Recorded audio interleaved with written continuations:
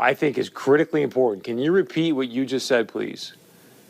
Well, last Friday, I received a 7-page document that sort of told me that if I had an 86-year-old patient that had pneumonia but was never tested for COVID-19, but sometime after she came down with pneumonia, we learned that she had been exposed to her son who had no symptoms, but later on was identified with COVID-19, that it would be appropriate to diagnose on the death certificate COVID-19.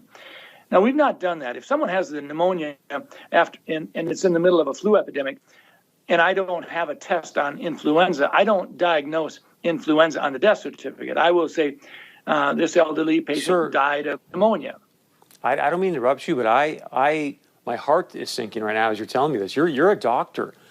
Why in the world would they be sending you out information to fill out death certificates, whether the person's been diagnosed with COVID-19 or not, but then to say in the death certificate this person's death was caused by COVID-19? That does not sound right to me. I went to the person in our office who does most of the death certificates over the last 10, 20 years, and I said, does this sound right? I had her look at the documents that I printed off, and she said, well, we've always been told that you always put down just facts. You don't put down any probabilities. You don't put any presumptions down. It's just what you know. And so this is concerning. And it actually gets to your point, Chris. When we start talking about the data that goes into the modeling, we have to ask ourselves a question.